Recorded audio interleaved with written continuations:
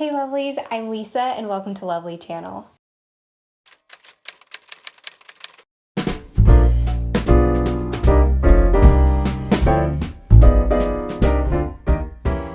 So today I have a DIY Christmas tutorial, my first Christmas video of the season. We're getting started early. Well, some people have actually been doing Christmas videos for a while now, but for me this is early. But this DIY is actually a collaboration with a few other ladies here on YouTube.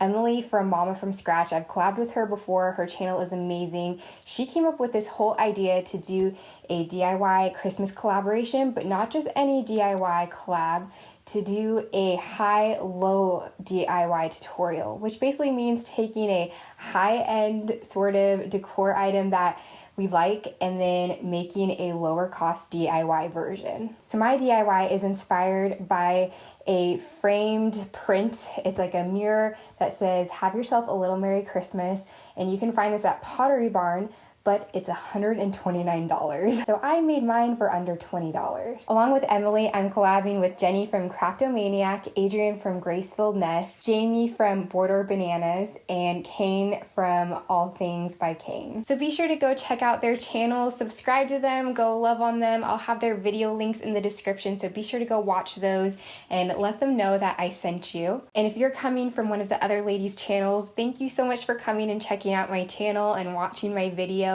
If you do enjoy it, be sure to give it a thumbs up and hit that subscribe button as well, so that way you can be updated whenever I post a new video. All right, and let's go ahead and get into the tutorial. This DIY, you are going to need a mirror, of course. I bought mine from Walmart for, I think it was under $10. It was $9.98 or $9.58 or something like that.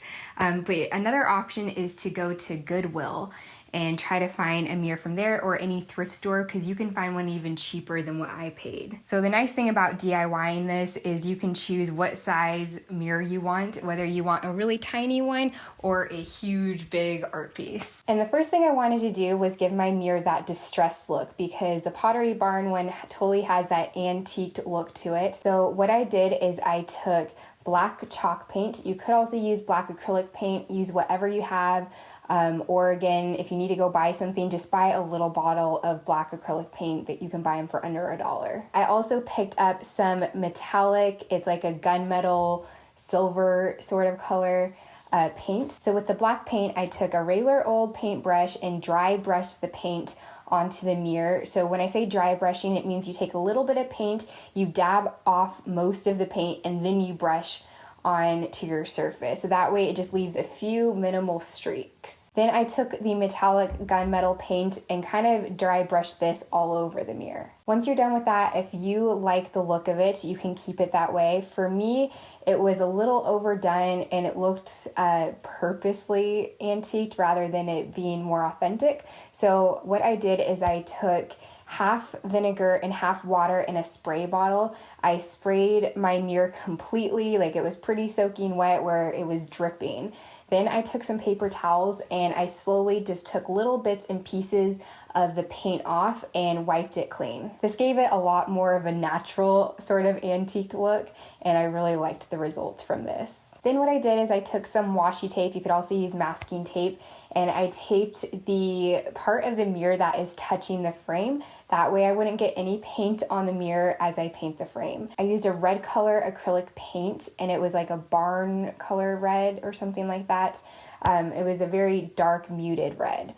You could also use chalk paint if you have some. I just went cheap and bought the acrylic paint since I didn't already have red chalk paint. I had to do 3 coats to get more of an opaque finish. There were still some areas where the frame was showing through, which I liked because I wanted it to be a little bit distressed. You can do as many coats as you want to get the desired look. Then you want to let that completely dry. Once it's dry, you can take off your tape and your mirror is done. So now we just need to do the lettering on the mirror. So taking some sort of measuring device or ruler, I happen to have this one ruler that I use when I'm sewing and cutting fabric and everything. So I took that, and this is really helpful because this is going to help you line up all your letters and your words and keep them centered. If you want to just completely freehand the whole thing and you have good handwriting and you're able to keep your lines straight, that's great. I'm not talented in that way, so I need some help. So I used my ruler to find the middle of the mirror, and using washi tape, or again, you can use masking tape, I created strips so that I could mark exactly where I was going to be putting each line of the words. So I basically just kind of used the picture of the Pottery Barn one as a guide for how big and how small I wanted to make each of my lines.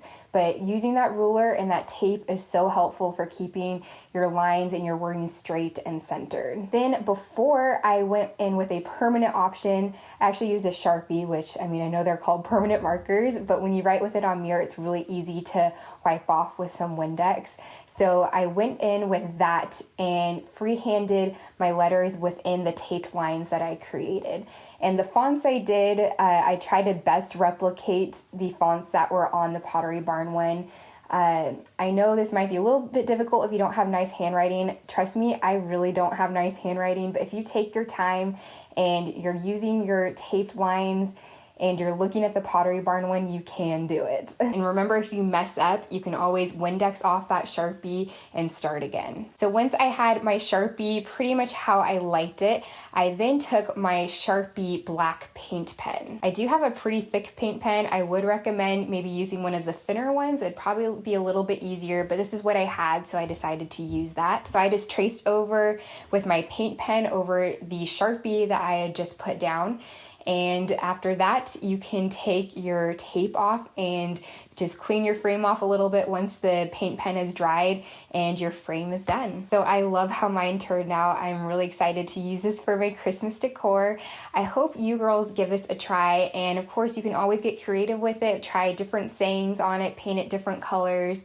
There's a lot of different things you can do with this. So if you do decide to give this tutorial a try, make sure to tag me in your pictures on Instagram at Lovely Channel so that way I can see them and even repost them. Remember to go check out the other ladies in this collaboration. Their video links are below. I love you all so much. Remember to do everything in love because you are lovely.